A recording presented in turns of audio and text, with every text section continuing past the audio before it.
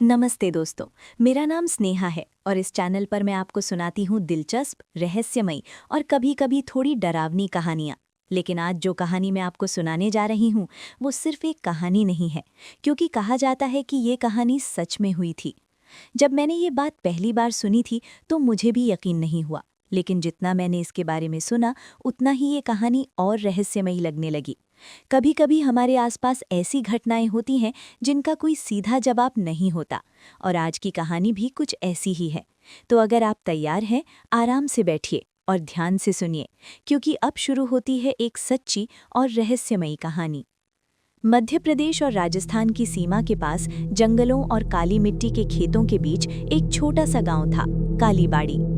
दिन में वो किसी भी आम गांव जैसा लगता था। बच्चे नंगे पांव भागते थे, औरतें कुएं पर गाने गाती थीं, खेतों से बैलों की घंटियां सुनाई देती थीं। चाय की दुकान पर राजनीति से लेकर मौसम तक हर बात पर बहस होती थी। मगर सूरज डूबते ही गांव का रंग बदल जाता था, जैसे किसी ने शाम के बाद उसकी रूह पर ताला लगा दिया हो। दरवाजे जल्दी बंद होने लगते, चूल्हे की आग धीमी कर दी जाती और बुजुर्ग बच्चों को कान पकड़कर अंदर खींच लेते। कालीबाड़ी के बाहर गांव से थोड़ी दूर एक पुराना जंगल था। उस जंगल के बीच एक टूटा हुआ मंदिर और उसके पीछे एक जली हुई हवेली के खंडहर थे। वहीं से करण पिशाचिनी की कहानी शुरू होती थी, या शायद वहीं खत्म हुई थी। गांव वाले इस बात पर कभी एक राय नहीं बना पाए। कोई कहता वो किसी तांत्रिक की बनाई हुई चुड़ैल है, कोई कहता वो इंसान थी, बहुत सुंदर, बहुत मासूम, मगर उसे धोखा मिला और वो मरकर पिशाचिनी बन गई। कुछ लोग ये भी कहते थे कि वो किसी को सीधे मारती नहीं, बस उसके कान में कुछ बोलती है, और जो वो सुन ले उसका दिमाग धीरे धीरे उसकी मुट्ठी में चला जाता है। इसीलिए उसका नाम पड़ा करण पिशाचिनी, क्योंकि वो कान से अंदर जाती थी और जान लेकर निकलती थी।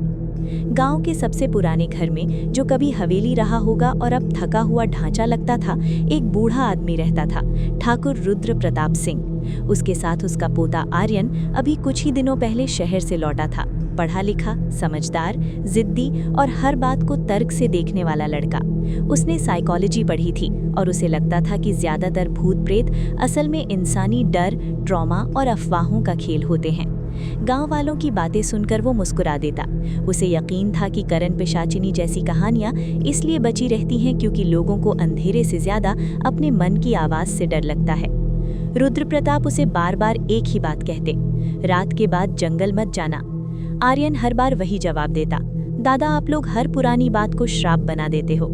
रुद्र प्रताप की आंखें उस वक्त अजीब हो जाती, उनमें गुस्सा नहीं, डर होता था। हर कहानी झूठ नहीं होती बेटा।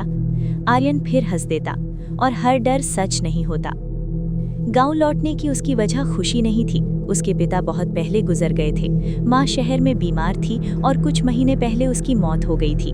अब दादा अकेले थे। पुरानी जमीन जायदाद, हवेली, खेत, कर्ज, रिश्तेदारों का लालच और गांव की टूटी परंपराएं, सब कुछ एक साथ उसके सिर पर आ गया था। वो खुद भी भीतर से टूटा हुआ था, मगर उसने अपने दर्द पर पढ़ाई की भाषा चढ़ा रखी थी। वो रोने की जगह समझना चाहता था, हर चीज को नाम देना चाहता था ताकि उससे डर न लगे। पहली ही रात उसे हवेली में बेचैनी महसूस हुई। उसका कमरा ऊपर वाली मंजिल पर था, जहां कभी उसकी दादी रहती थी। दीवारों से चूने की खुशबू नहीं, सीलन की ठंडी बू आती थी। खिड़की के बाहर एक पुराना नीम का पेड़ था, जिसकी डालियां हवा न होने पर भी हिलती थीं।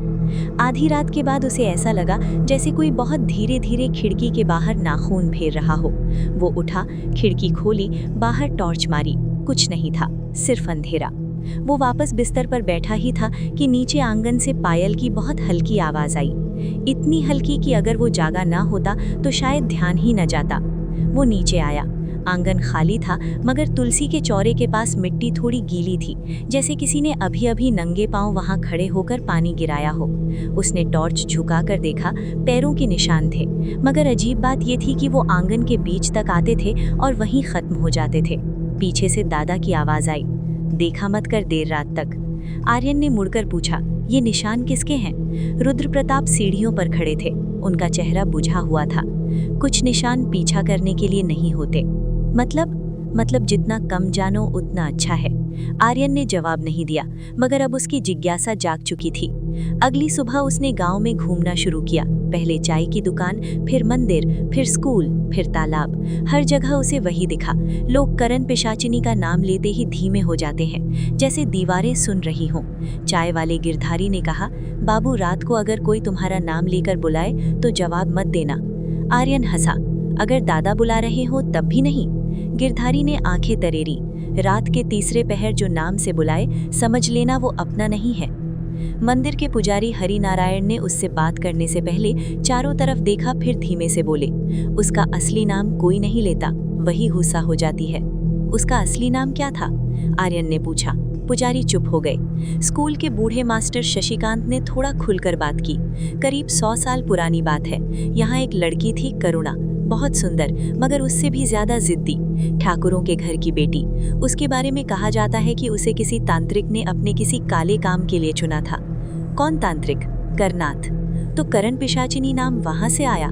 मास्टर ने सिर हिलाया। शायद, मगर कहानी सिर्फ नाम से बड़ी नहीं है। कहते हैं करुणा मरने के बाद भी मरी नहीं। किसी ने देखा है? आर्यन ने पूछा। मास्टर ने सीधे उसकी आंखों में देखा। जिन्होंने देखा वे या तो पागल हो गए या कुछ बोलने लायक नहीं बचे। आर्यन ने फिर भी हंसने की कोशिश की, मगर इस बार उसकी हंसी आधी रह गई। उसी दिन दोपहर को उसने हवेली के पुराने गोदाम की तलाश की। दादा ने उसे वहां जाने से मना किया था, इसलिए उसका जाना तय था। गोदाम में टूटी चारपाइयां, लोहे के संदूक, पीतल के बर्तन, फटे पर्दे और धूल से ढकी पुरानी तस्वीरें थी। एक कोने में दीवार के पीछे उसे एक छोटा सा कच्चा कमरा मिला, जो बाहर से लगभग बंद कर दिया गया था। भीतर हवा भारी थी। वहां एक लकड़ी का संदूक रखा था। संदूक खोलने पर उसमें पुराने कागज, कुछ चांदी के गहने, एक सूखा हुआ लाल दुपट्टा और एक डायरी मिली। डायरी चमड़े की थी, किनारों से गल चुकी, मगर पन्ने अभी बचे थे। ऊपर नाम लिखा था वीरेंद्र प्रताप सिंह। वो आर्यन के परदादा का नाम था। आर्यन ने डायरी खोली। शुरुआत जमीन, लगान, मौसम जैसी बातों से थी। फिर धीरे धीरे लेखन बदलने लगा। शब्द जल्दी जल्दी लिखे गए थे, जैसे लेखक घबराया हुआ हो। एक जगह लिखा था, करनाथ आज फिर आया, कहता है कुल पर संकट है। करुणा की जन्म कुंडली में मृत्यु योग है। अगर साधना न की गई तो वंश टूट जाएगा। मैंने मना किया, मगर पिता मान गए। रुद्र तब छोटा है, उसे कुछ पता नहीं। फिर आगे लिखा था, साधना आज रात होगी।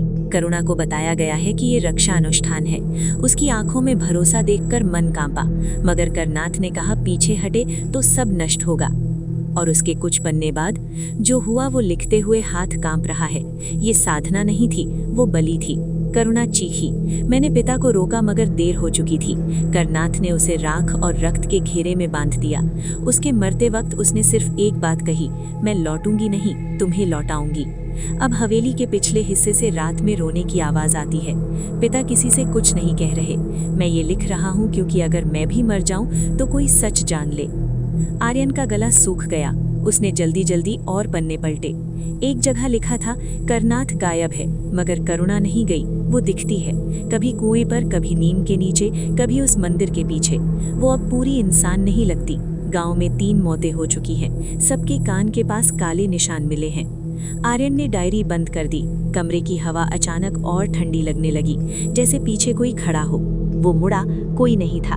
फिर भी बहुत साफ, बिल्कुल कान के पास, एक औरत की धीमी आवाज आई, इतनी जल्दी बंद क्यों कर दी?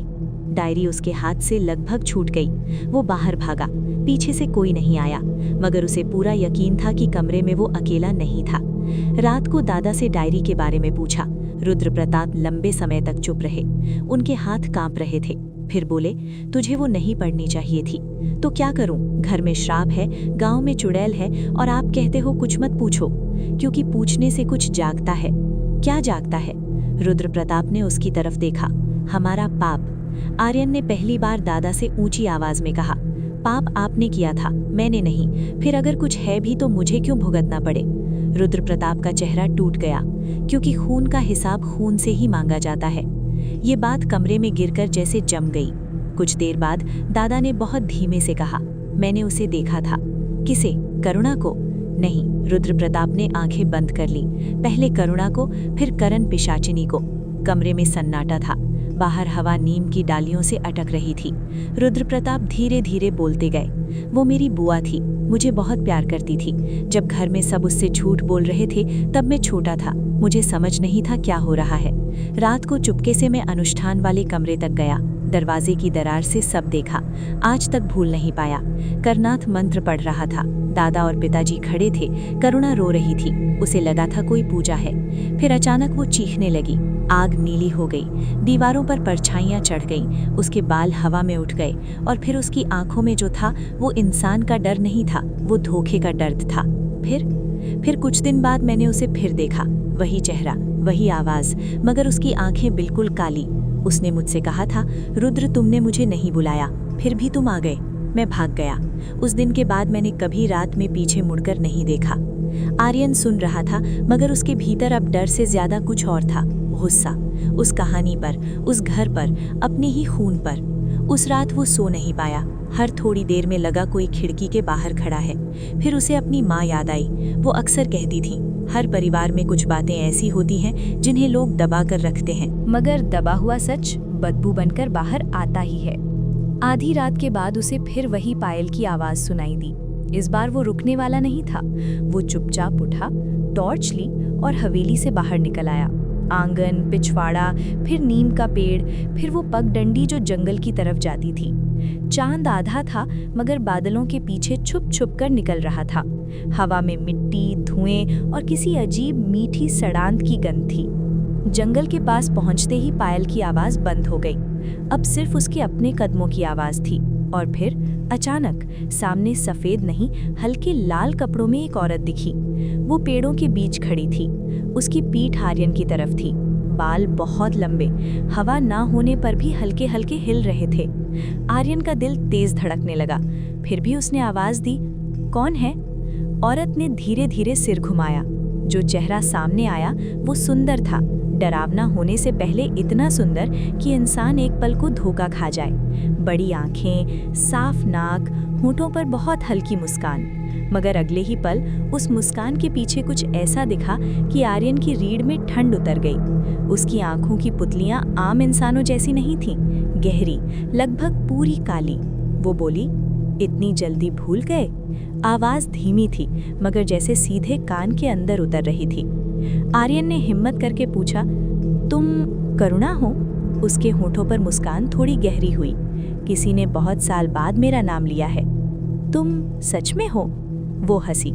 तुम्हारे डर में, तुम्हारे खून में, इस मिट्टी में, जहां चाहो वहीं हूं। आर्यन ने खुद को संभाला। तुम लोगों को मारती हो? उसने सिर थोड़ा टेढ़ा किया। तो लोग यही कहानी सुनाते हैं। तो सच क्या है? सच सुनने की कीमत लगती है। मैं देने को तैयार हूँ। वो उसके करीब आई, इतनी करीब कि उसके चेहरे की ठंडक महसूस होने लगी। शहर से आया लड़का, तर्क, किताबें, साइकोलॉजी, ट्रॉमा, भ्रम सब लेकर आया है। अच्छा है, चलो आज देखते हैं तुम्हारा दिमाग पहले टूटता है या दिल। इतना कहकर वो मुड़ी और जंगल के भीतर चलने लगी। आर्यन पता नहीं क्यों उसके पीछे चल पड़ा। जंगल जैसे अंदर जाकर बदल गया। पेड़ घने होते गए, हवा भारी। फिर सामने वो खंडहर आया जिसके बारे में गांव वाले कहते थे। टूटी दीवारें, जली हुई छत के अवशेष और पीछे आधा धंसा हुआ पत्थर का मंदिर। वहां पहुंचते ही अचानक उसकी टॉर्च बुझ गई। वो घबरा गया। ये क्या? यहाँ रोशनी सिर्फ वही देखती है जिसे मैं देखने दूं। औरत की आवाज गूंजी। अगले ही पल खंडहर के बीच एक हल्की नीली रोशनी फैल गई। आर्यन ने उसे साफ देखा। वो एक टूटी चौकी के पास खड़ी थी। अब वो सिर्फ सुंदर या डरावनी नहीं लग रही थी, वो टूटी हुई लग रही थी, जैसे बहुत साल पुरानी चोट अभी भी ताज़ा हो। मेरा नाम करुणा था, उसने कहा, मगर तुम्हारे घर ने मुझे दूसरा नाम दिया, कर्ण पिशाचिनी। आर्यन ने पूछा, करणाथ ने?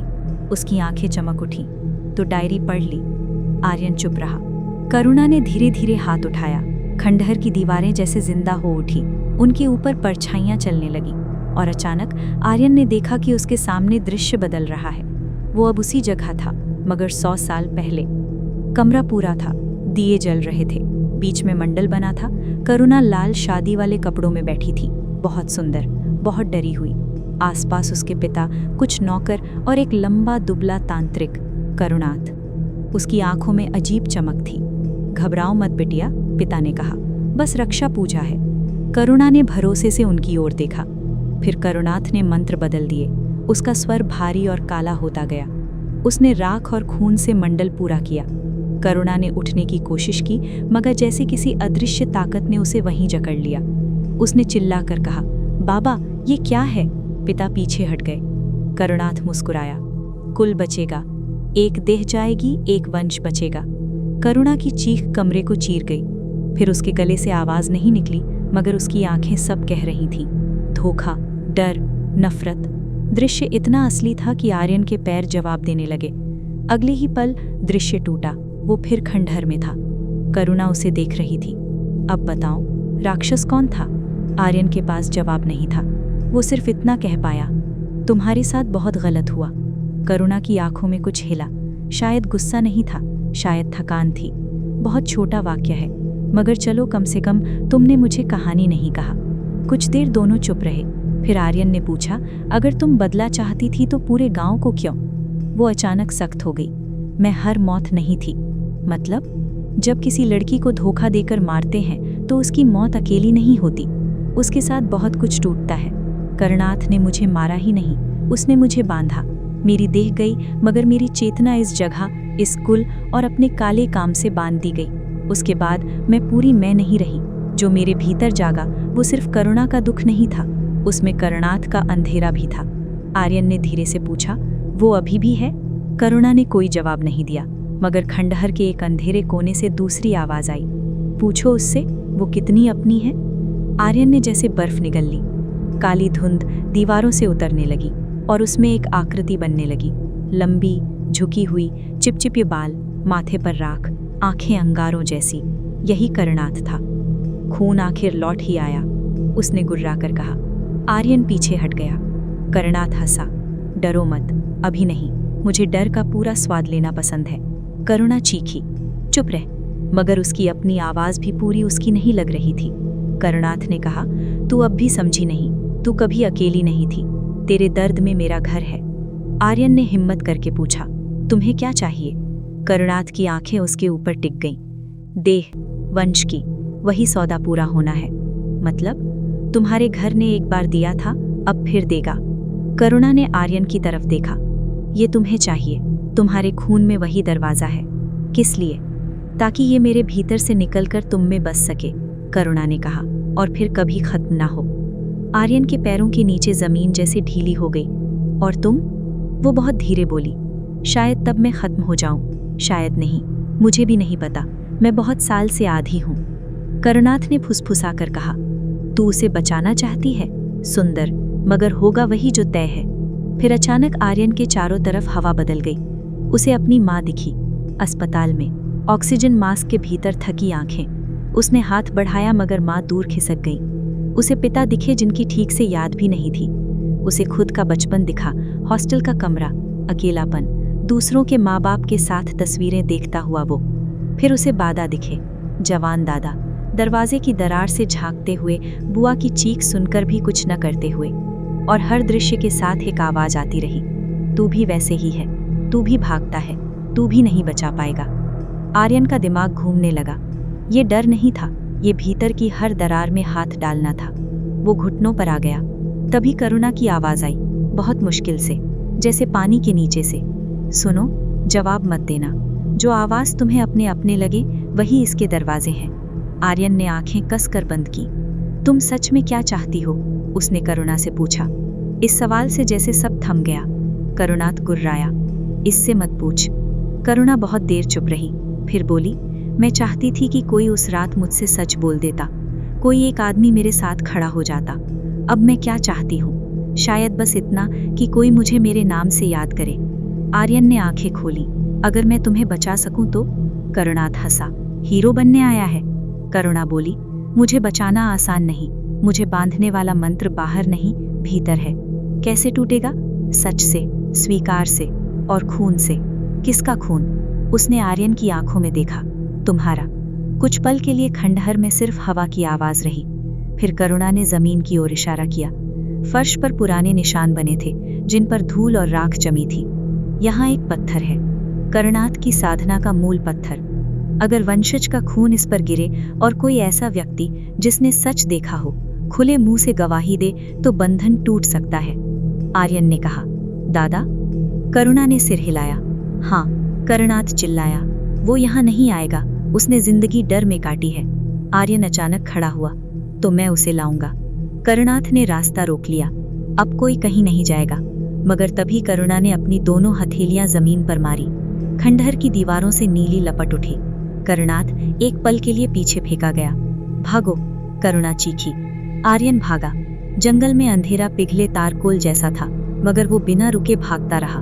कई बार उसे लगा किसी ने उसका नाम लिया। ऐसा लगा किसी ने उसका नाम लिया। उसने एक बार भी पीछे मुड़कर नहीं देखा। हवेली पहुंचते पहुंचते उसका दम टूट गया। दादा अभी जाग रहे थे, जैसे उन्हें सब पता हो। वो सच है, आर्यन ने हाँफते हुए कहा। रुद्र प्रताप की आंखों में हार उतर आई। मैं जानता हूं, आपको मेरे साथ चलना होगा। नहीं, अगर आप नहीं चले तो सब खत्म हो जाएगा। रुद्र प्रताप ने कांपते हुए कहा। मैं वहां नहीं जा सकता। आर्यन फट पड़ा। कब तक भागोगे? आपकी बुआ थी वो, आपने देखा था। आपने कुछ नहीं किया, अब भी नहीं करोगे? ये शब्द तीर की तरह लगे। रुद्र प्रताप लंबे समय तक चुप रहे, फिर बहुत धीरे बोले। मैंने पूरी जिंदगी उसी रात में फंसे रहकर काटी है। हर अमावस मुझे उसकी आवाज सुनाई देती थी। हर बार सोचता था जाऊं, मगर नहीं गया, क्योंकि अगर मैं मान लेता कि वो सच है तो मुझे मानना पड़ता कि मैं कायर था। आर्यन की आंखें भर आईं, मगर उसने खुद को कठोर रखा।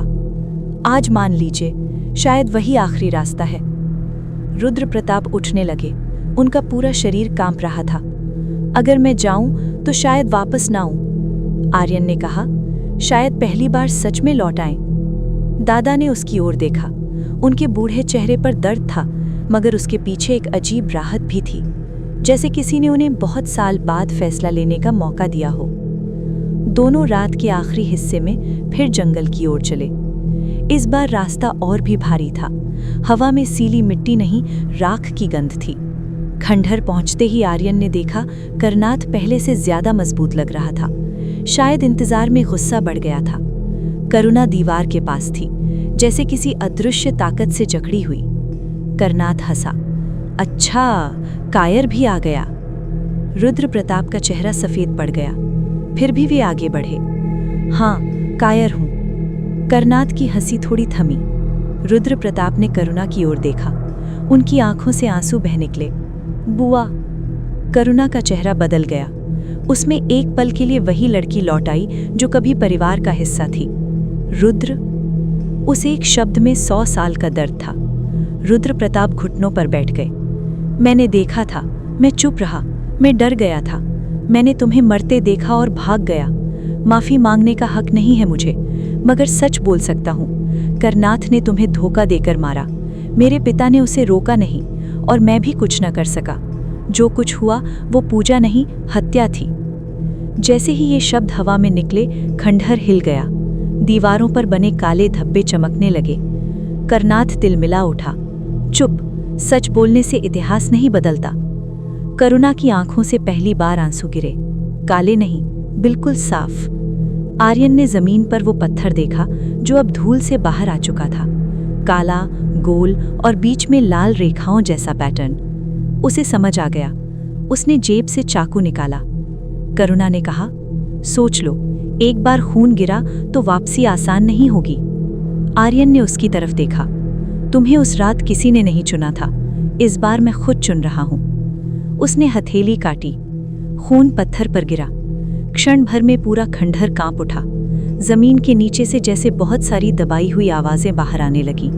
औरतों के रोने की आवाज, मंत्रों की गूंज, पायल, चीख, हंसी, सब एक साथ। करनाथ चिल्लाया। उसकी आकृति फैलने लगी, जैसे वो आखिरी बार पूरी ताकत से बाहर निकलना चाहता हो।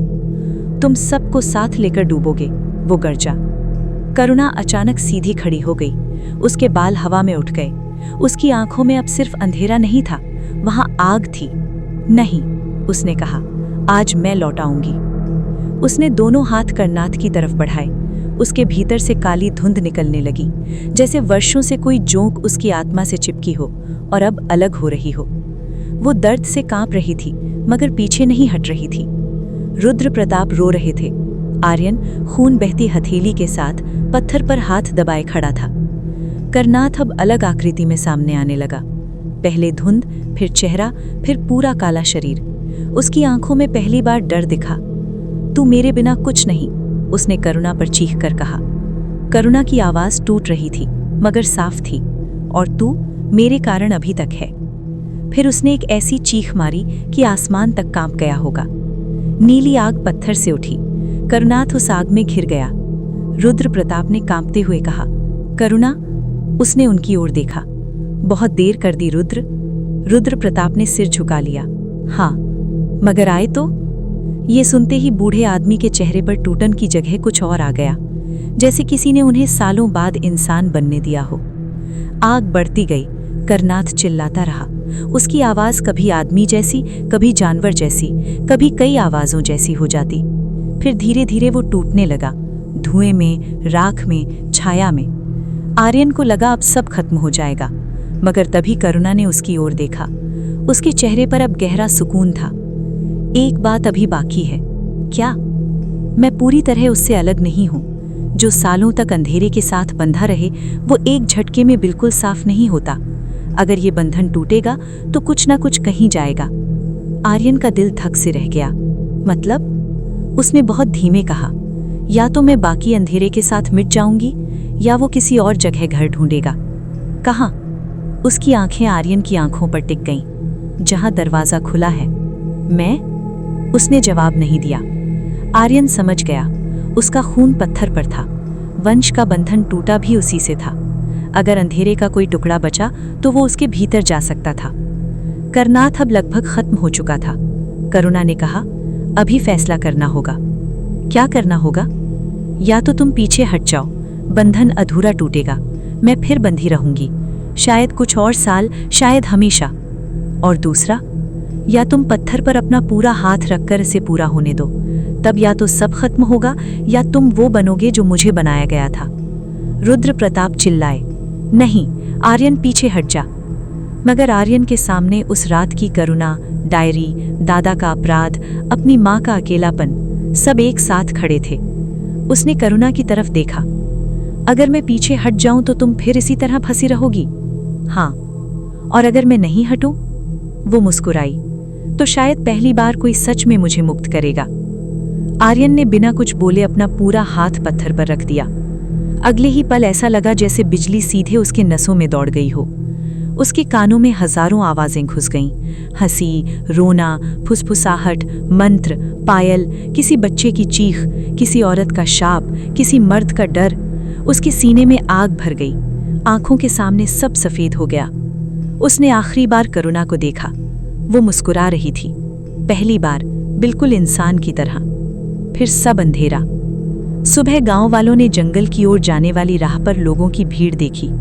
रात में आंधी नहीं आई थी, फिर भी वहां का नजारा बदला हुआ था। पुराना खंडहर गायब था। मंदिर की टूटी दीवारें भी मिट्टी में धंस गई थीं, जैसे जमीन ने सब निगल लिया हो। वहां सिर्फ 3 लोग मिले। रुद्र प्रताप बेहोश मगर जिंदा। आर्यन खड़ा हुआ और करुणा कहीं नहीं। गांव वाले उसे घेर कर सवाल करने लगे। क्या हुआ?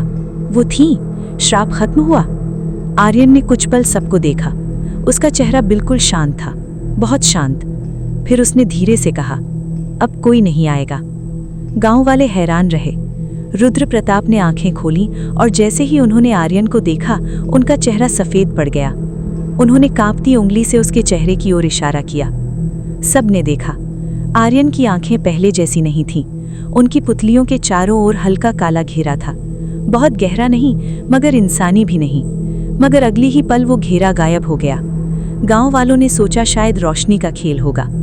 रुद्र प्रताप ने कुछ कहने की कोशिश की, मगर आवाज नहीं निकली। आर्यन ने उन्हें सहारा दिया और हवेली ले आया। अगले कुछ दिन गांव में अजीब शांति रही। कोई पायल की आवाज नहीं, कोई साया नहीं, कोई मौत नहीं। लोग धीरे धीरे मानने लगे कि श्राप खत्म हो गया है। रुद्र प्रताप कुछ ही दिनों में गुजर गए। मरने से पहले उन्होंने आर्यन का हाथ पकड़कर कहा, अगर कुछ भी महसूस हो, खुद पर भरोसा मत करना। सच हमेशा अंदर से नहीं आता। आर्यन ने पूछा, दादा क्या मैं रुद्र प्रताप ने बड़ी मुश्किल से कहा, तू अकेला नहीं लौटा उस रात। ये उनकी आखिरी बात थी। तो कैसी लगी आपको ये घटना? क्या आपने भी उस डर को महसूस किया? अगर आप चाहते हैं इसका अगला भाग, तो अभी कमेंट करें, इस वीडियो को लाइक करें और हमारे चैनल को सब्सक्राइब करना मत भूलिएगा, क्योंकि ये कहानी यहीं खत्म नहीं होती। असली खौफ अभी बाकी है। मिलते हैं अगली कहानी में। तब तक अंधेरे से जरा संभल कर रहिएगा।